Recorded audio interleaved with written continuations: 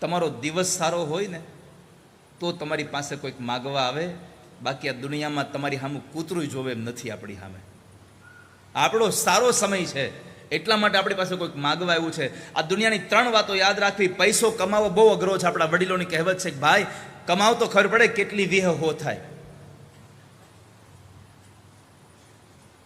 અત્યારના છોકરા એમ કે 5 વિશે 100 થઈ જાય, ખાલી બોલી શકાય.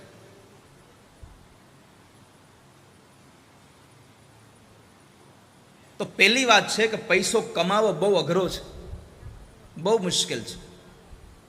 બીજી વાત, કમાયેલો પૈસો વાપરવો બહુ અઘરો છે. પોતાના માટે વાપરવો સહેલો છે હજી કે, પણ બીજા માટે વાપરવો બહુ અઘરો છે. તો પૈસો કમાવો અઘરો છે, પૈસાને વાપરવો અઘરો છે, પૈસાને દાનમાં દેવો એ અઘરો છે. પણ સૌથી આ દુનિયામાં અઘરું છે કોઈની પાસે માગવું, કોઈની પાસે હાથ લાંબો કરવો એ બહુ અઘરું છે. અને એનાથી વધારે અઘરું એ છે કે હાથ લાંબો કર્યા પછી ખાલી હાથ પાછો લેવો પડે, એ બહુ અઘરો છે. તમને એમ હોય કે દાન દેવું બહુ અઘરું છે? ના, માગવું અઘરું છે, ને માગ્યા પછી ખાલી હાથ પાછો લેવો એ બહુ જ અઘરો છે. તો શ્રેષ્ઠ દાન એ છે કે તમે જે સાત્વિક સંપત્તિ કમાયા હો, તમારા પરસેવાની કિંમત હોય. અને આમ પણ આ સંસારનો નિયમ છે, શાસ્ત્રએ એક આજ્ઞા કરી છે કે માણસ જે કમાય એનો 10મો ભાગ એને દાન કરવો. તમે જે કમાવો એ તમારે નીતિમત્તાથી 10મો ભાગ કાઢી નાખવો જોઈએ. તો એકવાર દિલીપભાઈ જેવા માણસે મને પૂછ્યું કે આ 10મો ભાગ કાઢવા બે તો અમારે વર્ષે કેટલા કાઢવા? અમારે કેટલા કાઢવા પડશે? કંઈક આમાં કંઈક રસ્તો કરી દો ને.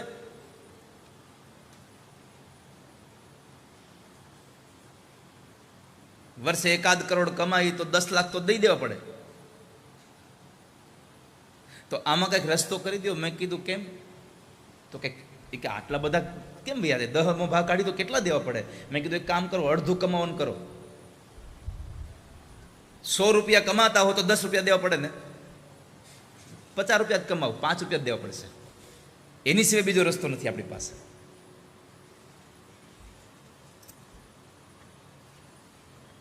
પણ દાન દેવું છે તો તમારી સાત્વિક સંપત્તિનું દાન દો, કે જે તમે પરસેવાથી કમાયા છો એ જ પૈસાને પર સેવામાં વાપરી દો તમે, તો ભગવાન રાજી થશે.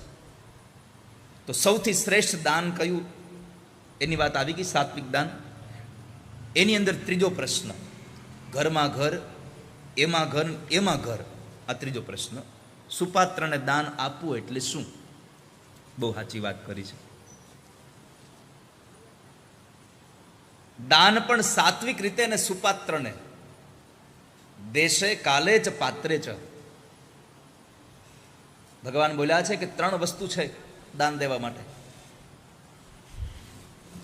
દેશે કાલે ચ પાત્રે ચ.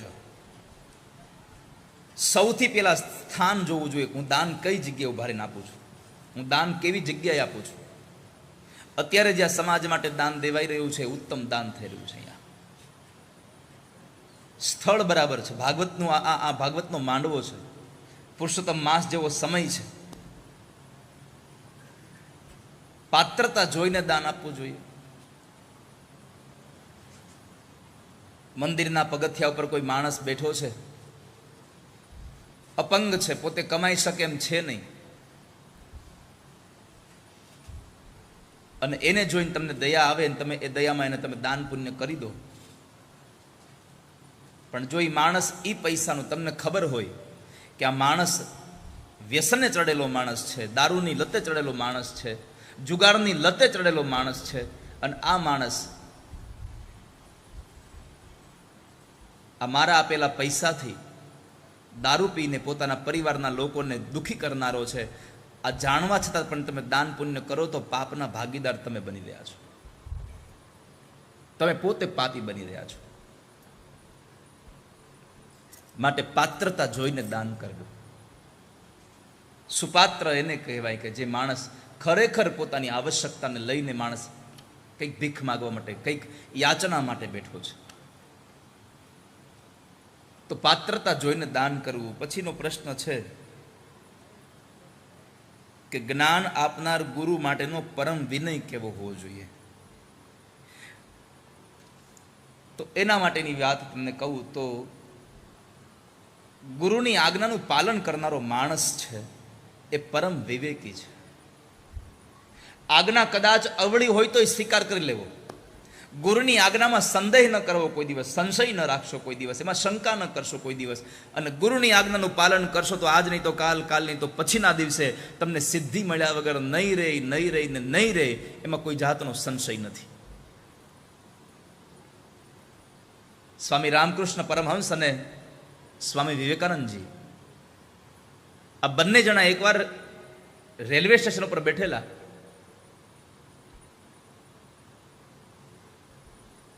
અને સ્વામી વિવેકાનંદે સ્વામી રામકૃષ્ણ પરમહંસજીએ વિવેકાનંદને કહ્યું કે બેટા એક કામ કર ને, અહીંયા રેલવે સ્ટેશનમાં બારી છે, ટિકિટ બારી, ક્યાંક જાને 2 પોસ્ટકાર્ડ લઈ આવ ને તું.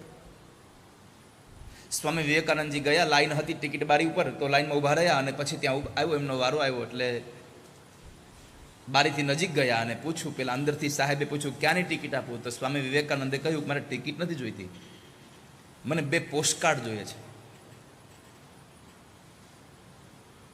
અંદર બેઠેલા અધિકારીનો હવારના પોરમાં મગજ ગયો.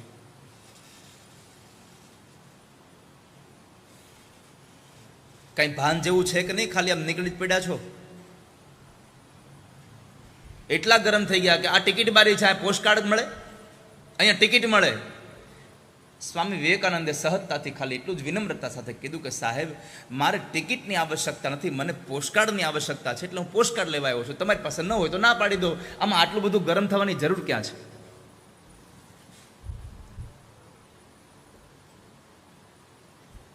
પણ છતાંય સાહેબ ધીમા પડે નહીં હવારના પોરમાં. બાજુમાં એક બેઠેલા સાહેબ બીજા અધિકારી હતા, એમણે જરા શાંત કર્યા. સાહેબ રહેવા દો ને, દેખાતા સજ્જન માણસ કોઈ છે, એની આવશ્યકતા છે એટલા આવ્યા છે. બીજો સાહેબ ત્યાંથી અધિકારી ઊભા થઈને આવીને પેલા સ્વામી વિવેકાનંદને કહ્યું કે ભાઈ, તમે દેખાવે કોઈ સજ્જન દેખાવ છો અને આ રેલવે સ્ટેશનની બારી ઉપર તમે પોસ્ટકાર્ડ લેવા માટે આવ્યા, એટલે મને એમ લાગે છે કે તમારે બહુ આવશ્યક હશે, એટલા માટે તમે અહીંયા લેવા આવ્યા હશો. પણ અહીંયા ટિકિટ મળે, પોસ્ટકાર્ડ ન મળે. પણ તમારી આ અહીંયા પોસ્ટકાર્ડ લેવા આવવાની આ જિજ્ઞાસાને લઈને મને એમ થાય છે જરૂર છે. તો સાંભળો, આજે મારા પત્નીએ મારી પાસેથી પોસ્ટકાર્ડ મગાવેલા હતા, મેં 4 પોસ્ટકાર્ડ લીધા છે ઘરે લઈ જવા.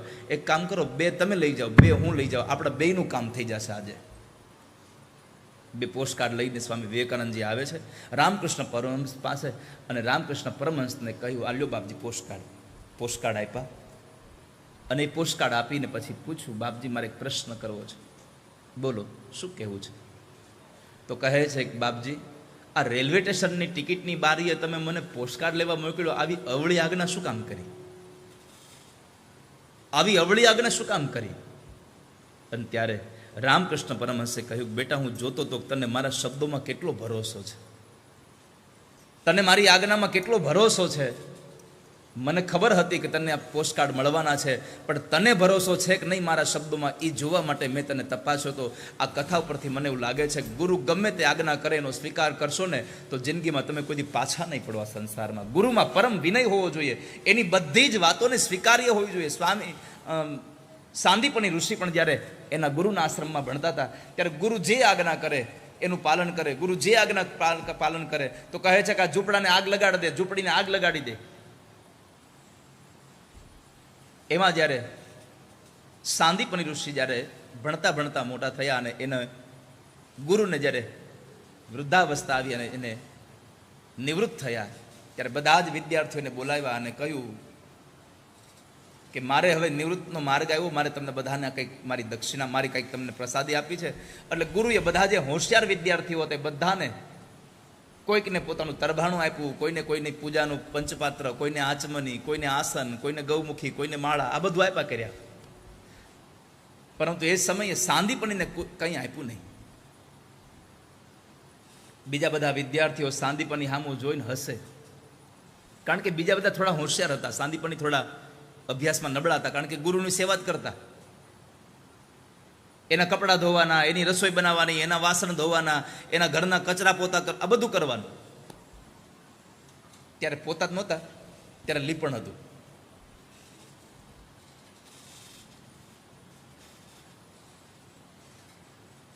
તો સાંદીપણીનો વારો આવ્યો, એની પાસે કંઈ હતું નહીં, એટલે ગુરુએ પથારીમાં પડ્યા પડ્યા કહ્યું કે બેટા,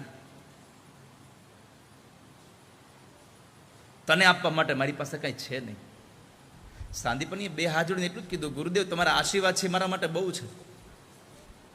બીજા બધા વિદ્યાર્થીઓ છાત્રો હતા, એ સાંદીપણી સામે જોઈને હસે છે. જોયું અમને બધાને પ્રસાદી આપી, તને ના આપી, કારણ કે તું ઠોઠ છો. પણ અહીંયા તને આપવા માટે મારી પાસે કંઈ નથી. એ શબ્દનો ભાવાર્થ આપણે સમજવો હોય તો એવો સમજવો જોઈએ કે તને આપી શકાય એવું મારી પાસે કંઈ નથી. તને આપી શકાય એવું મારી પાસે કશું નથી. પણ ત્યારે સાંદીપની ઋષિના ગુરુએ એટલા આશીર્વાદ આપ્યા હતા કે દીકરા, હું તને આશીર્વાદ આપું છું. આજ તને દેવાય એવું બીજું મારી પાસે કંઈ નથી, પણ એવા આશીર્વાદ આપું છું જેમ તું મારી પાસે ભણવા આવ્યો, એમ જ્યારે તું છાત્રાલય ચલાવીશ ત્યારે અખિલ બ્રહ્માંડનો નાયક ભગવાન કૃષ્ણ તારી પાસે ભણવા આવશે. આ ગુરુની આજ્ઞાનું પાલન કરવાનું ફળ છે. બીજું, મેં જ્યાં સુધી ગ્રંથોને વાંચ્યા છે એમાં લખ્યું છે ત્યાં સુધી તમને કહું કે તમને જેટલો ભાવ તમારા ગુરુ પ્રત્યે હોવો જોઈએ, એટલો જ ભાવ ગુરુના બધા જ પોતાના પરિવારના વ્યક્તિઓ પ્રત્યે પણ હોવો જોઈએ. એટલો જ ભાવ.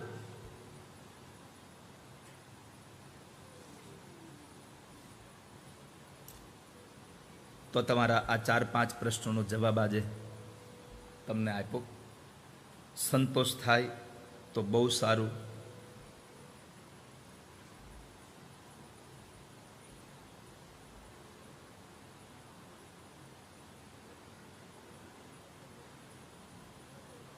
તો આપણે ગઈકાલની યાત્રામાં આગળ વધીએ. એમાં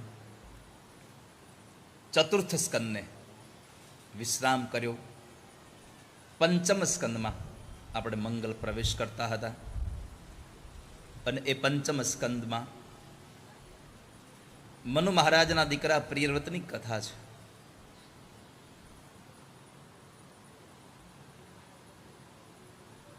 ઉત્તાનપાદની કથા ગઈકાલે જોઈ, આજે પ્રિયવ્રતની કથા છે, જેને વ્રત પ્રિય છે.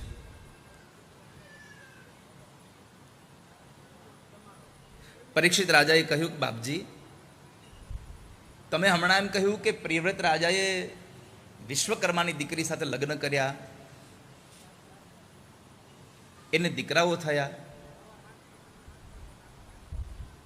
પણ મેં તો એવું સાંભળ્યું હતું કે પ્રિયવ્રત મહારાજ તો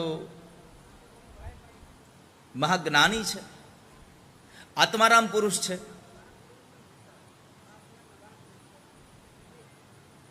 અને છતાં એ માણસે લગ્ન કર્યા.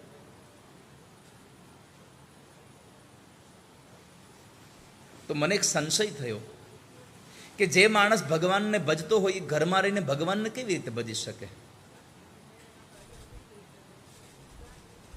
એ પરમાત્માને ભજી કેવી રીતે શકે ઘરમાં?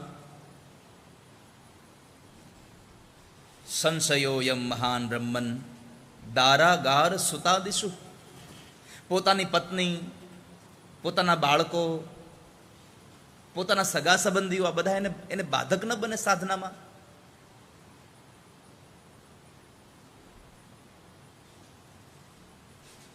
ત્યારે નારદજી એને સમજાવે છે. સુખદેવજી મહારાજ રાજા પરીક્ષિતને કહે કે રાજા, ઘરમાં રહેવું એ બંધન નથી, ઘર તમારામાં રહેવા માંડે એ બંધન છે.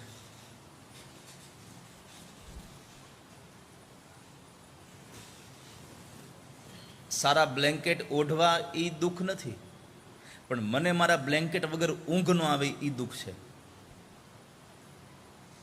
ઘણા લોકો ફરવા જાય તો એક બેગ તો આખી બ્લેન્કેટની ને ઓશિકાની કરે. મને મારા ઓશિકા વગર નીંદર ન આવે, મને મારા બ્લેન્કેટ વગર નીંદર ન આવે. જીના સમજાવવાથી આ ગ્રહસ્થાશ્રમ એ ષડ રિપુને જીતવા માટેનો એક કિલ્લો છે. પતિ અને પત્ની બંને સાથે મળીને એવા સદવિચારો સાથે જીવન જીવે કે આ બધો જ સંસાર સાગર પાર થઈ જાય. પ્રિયવ્રત મહારાજે વિશ્વકર્માની દીકરી સાથે લગ્ન કર્યા, હા, બરહસ્મતી સાથે. એમને ત્યાં 10 દીકરાઓ થયા અને એક દીકરી થઈ ઉર્જસ્વતી નામની કન્યા. 10 દીકરાઓ, એમાંથી 3 દીકરાઓ વિરક્ત બન્યા. 7 દીકરાઓને એક એક દ્વીપનું રાજ્ય આપ્યું. 7 દ્વીપો છે, એમાં કદાચ આપણે કયા દ્વીપમાં રહીએ છીએ તમને બધાને ખબર? જરા હાથ ઊંચો કરો, કોઈને ખબર છે? આગલી લાઈન વાળા વિદ્યાર્થીઓ હોશિયાર બધા બોલો હાલો. સ્કૂલમાં ભણવા જાય ને ત્યારે ખબર છે, આમ આમ સાહેબ આપણને હોશિયાર વિદ્યાર્થીને એને આગળ બેહાડે, પણ મારે અવળું હોય, મારે ઠોઠ વિદ્યાર્થી આગળ બેસી જાય, પણ તોય હું એને બેહારી રાખું, કાંઈ વાંધો નહીં, કથા સાંભળે છે ને. અહીંયા આટલા લોકો બેઠા છો, આમાંથી કેટલાને ખબર છે આપણે ક્યાં દ્વીપમાં રહીએ છીએ? કેટલા લોકોએ પૂજા કરી છે? પેલા કહો, કોઈ દિવસ ઘરે પૂજા કરી છે? ભગવાનની પૂજા, સત્યનારાયણ ભગવાનની પૂજામાં બેઠા હોય, યજ્ઞમાં બેઠા, કેટલા લોકો આવા? એક દ્વીપનું નામ બોલે છે. આપણે બધા જંબુ દ્વીપમાં રહીએ છીએ. ક્યાં રહીએ છીએ? ભારત ખંડે જંબુ દ્વીપે. આપણને એટલી તો ખબર હોય છે ને આપણે ક્યાં ખંડમાં છીએ, ક્યાં દેશમાં રહીએ છીએ, આપણો રાષ્ટ્રનો આપણને બધી ખ્યાલ હોય છે, આપણી પરંપરાઓની.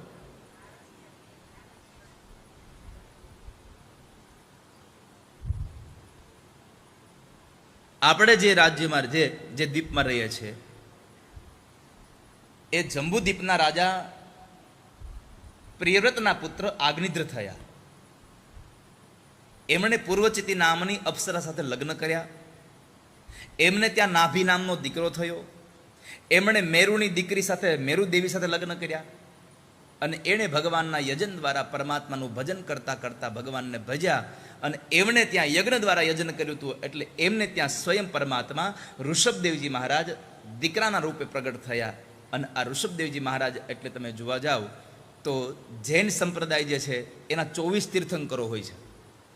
જૈન સંપ્રદાયના 24 તીર્થંકરો હોય છે. એમાં સૌથી પહેલું તીર્થંકર એટલે ઋષભદેવજી મહારાજ. એનું ભગવાનનું પ્રાગટ્ય થયું. એ ઋષભદેવજી મહારાજના લગ્ન ઇન્દ્રની દીકરી જયંતી સાથે લગ્ન થયા. એને 100 દીકરાઓ હતા. એ બધા જ દીકરાઓને મોટા થયા અને જ્યારે ઋષભદેવજી આવ્યો,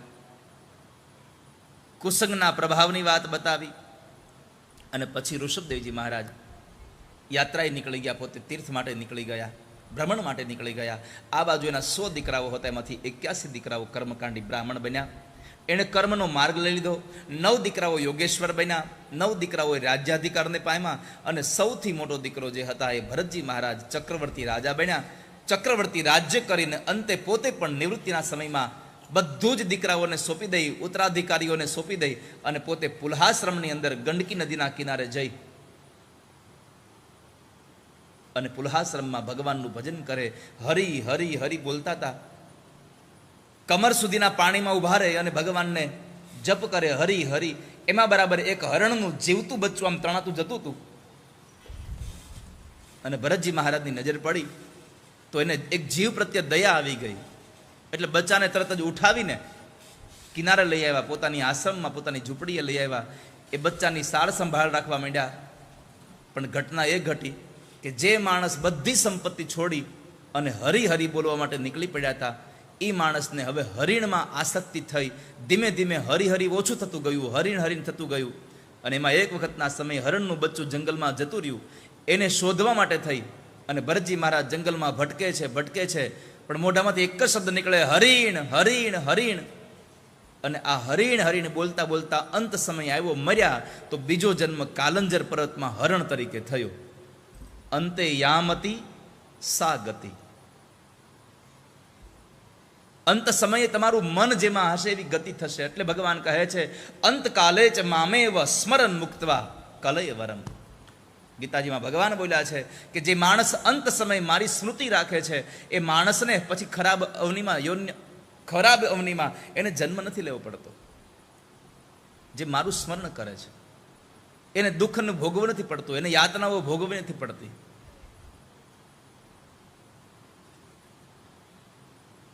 તો અંતે આપણી મતિ પરમાત્મામય રહે એવું કંઈક કરીએ જેથી કરીને ફરી પાછું આપણે આ સંસારમાં આવવું ન પડે. એકવાર એક દાદા, એના દીકરાના ઘરે દીકરો થતો નહોતો તો દાદા રોજ ભગવાન પાસે દીકરાના ઘરે દીકરો થાય, દીકરાના ઘરે દીકરો થાય એવું માગ્યા કરતા હતા. દાદા ગુજરી ગયા પણ દીકરાના ઘરે દીકરાનો જન્મ થયો નહીં. દાદા ગુજરી ગયા પછીના એકાદ વર્ષમાં ભગવાને કૃપા કરી, દાદાની કદાચ પ્રાર્થના સાંભળી હશે અને દીકરાની ઘરે દીકરાનો જન્મ થયો. છઠ્ઠીના દિવસે સૌ લોકો આવ્યા, બધા બહેનો છઠ્ઠી કરવા માટે. એટલે બધા એ બાળકને રમાડે. પછી બધા રમાડતા રમાડતા બોલતા હતા, જો અસલ દાદા જેવો લાગે છે. શું કહેતા હતા? દાદા જેવો લાગે છે. દાદા જેવો નહીં, દાદા દીકરો કરતા કરતા ગયા એ જ આવ્યા છે. એ પોતે જ અહીંયા આવ્યા છે. આ સંસારમાં જેની મતિ અંત સમયે જ્યાં હશે એવો અવતાર લઈને પાછું આવવું પડશે.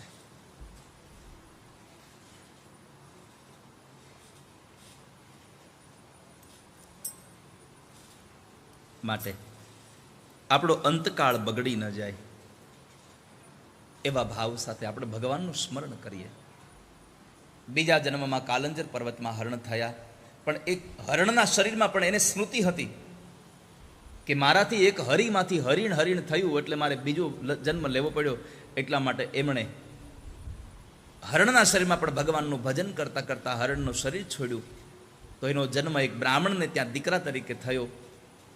બ્રાહ્મણને 2 પત્ની હતા.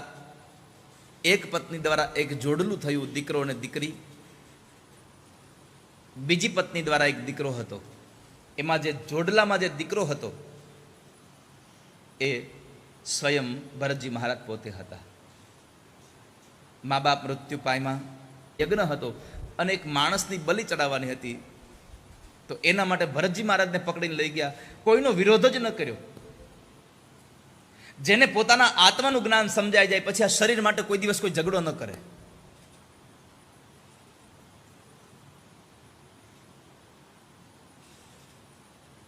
ભરતજી મહારાજને લઈને ગયા, સ્નાન કરાવ્યું, ગળામાં હારમાળા પહેરાવી, કપાળમાં ચાંદલો કર્યો. તો ભરતજી મહારાજે બધાનો આભાર વ્યક્ત કર્યો. સારું થયું ભાઈ, તમે શરીરને ધોયું હમણાં. બધાનો આભાર વ્યક્ત કર્યો અને પછી પોતે ઊભા રહ્યા. મારાઓ ખડગ લઈને ઊભા છે. કીધું મસ્તક નમાવ. મસ્તક નમાયું, પણ મારાઓના ડરથી નહીં, સામે માં ભદ્રકાળીની મૂર્તિ હતી. એ માં ભદ્રકાળીના મૂર્તિને લઈને માને પ્રણામ કરવા માટે ભરતજી મહારાજ મસ્તક નમાવે.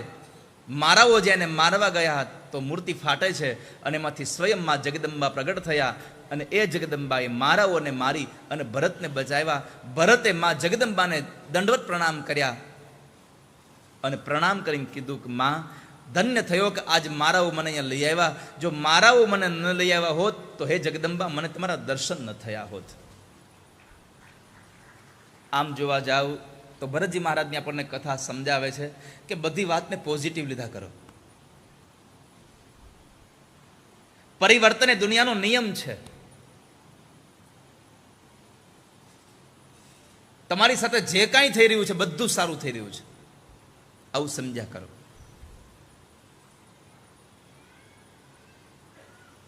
કારણ કે આ સંસારમાં સ્થિતિ જે કાંઈ ઊભી થઈ રહી છે એ સ્થિતિ કાં તો તમારા કર્મનું ફળ છે, કાં ઠાકોરજી તમારા ઉપર કંઈક રાજી થયા છે એટલા માટે તમને કંઈક બચાવી રહ્યા છે ક્યાંકથી.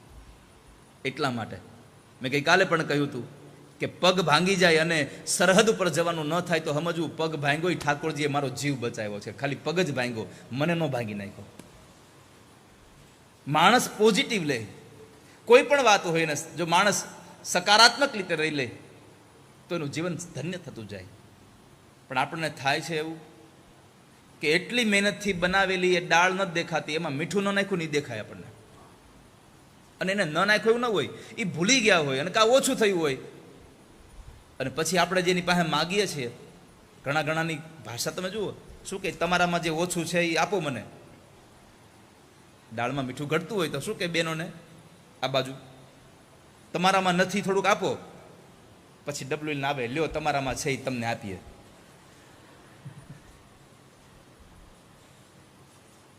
માણસ બધી વાતને હંમેશા સકારાત્મક ભાવમાં લઈ લે તો જીવનમાં દુઃખી થવાનો વારો બહુ ઓછો આવે.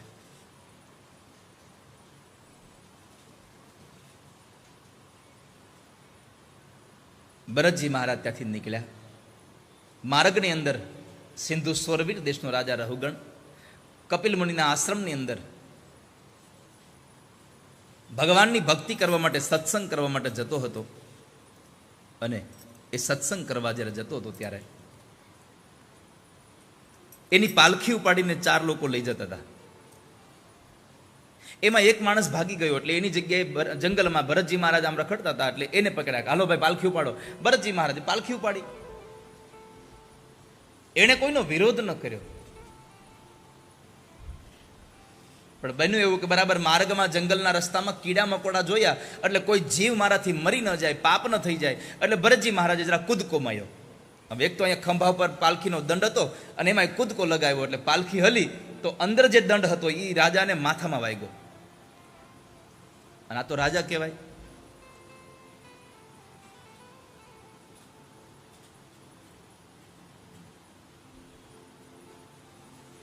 નીચે ઉતરીને ભરતજી મહારાજને મારે છે, ચાબુકના મારથી મારે છે. ભરતજી હસે છે.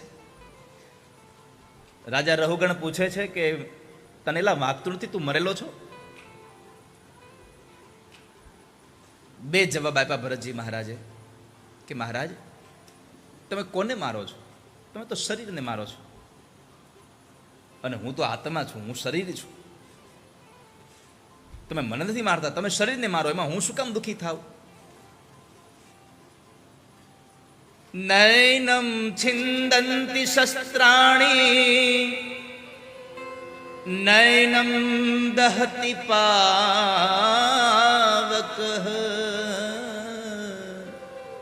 નૈનમ છિંદંતિ શસ્ત્રાણી. મને શસ્ત્ર છેદી ન શકે, અગ્નિ બાળી ન શકે, પાણી ભીંજવી ન શકે, વાયુ સૂકવી ન શકે એવો હું આત્મા છું.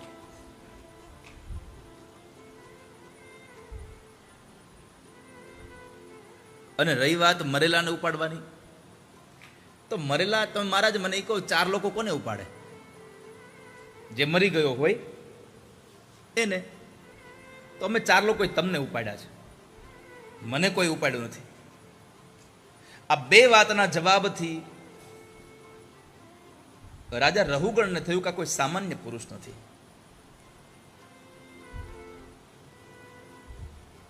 એટલે પૂછ્યું તમે કોણ છો? ભરતજી મહારાજ કહે છે હું કોણ છું એની તો શોધ માટે નીકળી પડ્યો છું આ સંસારમાં. આપણે આખી દુનિયાને શોધવા માટે, આખી દુનિયાને ઓળખવા માટે આપણે નીકળી પડીએ છીએ.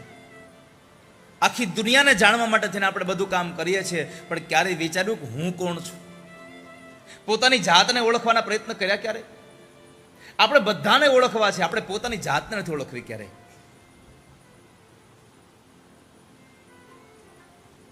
હુંની શોધ માટે મેં નીકળી પડ્યો છું રાજા. રાજા રહુગણ કહે છે બાપજી તમે બ્રાહ્મણ તો નથી ને? કારણ હું દુનિયામાં કોઈનાથી ડરતો હોઉં તો કેવલ બ્રાહ્મણથી ડરું છું. નાહમ વિશંકે સુરરાજ વજ્રાન નત્રયક્ષશૂલાન યમસ્ય દંડાત.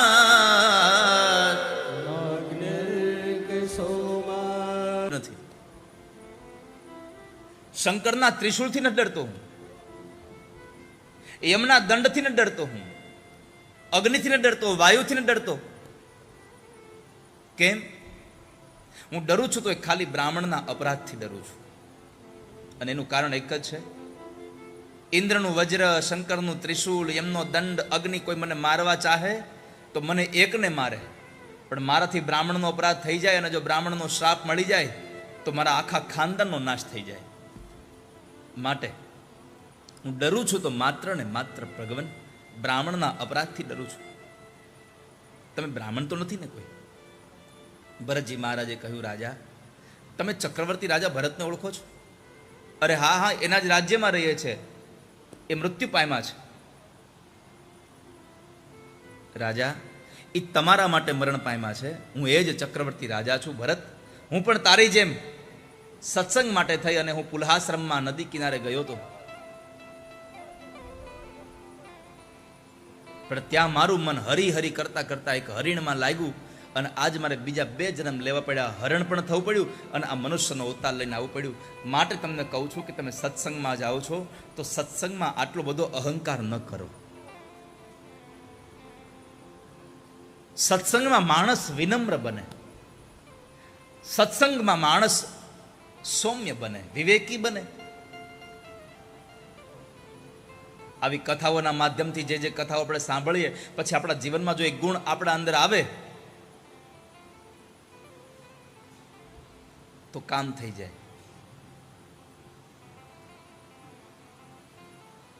ઘણી વખત કેવું થાય ખબર છે, આપણે એપ્લિકેશન ડાઉનલોડ કરી લઈ પણ એનો ઉપયોગ ન કરી, પછી મોબાઈલમાં હથેક નહીં પડ્યું એપ્લિકેશનો, પરંતુ પછી આપણે એને ઉપયોગ ન કરતા હોય. ઘણી બધી એપ્લિકેશન તો એવી હોય કે જ્યારે ખોલીએ ત્યારે ખબર પડે કે આને અપડેટ કરવાની હતી, એ રહી ગઈ છે. આ સત્સંગની આ પાઠશાળા છે ને, એ આપણા બધા સોફ્ટવેરને અપડેટ કરે છે.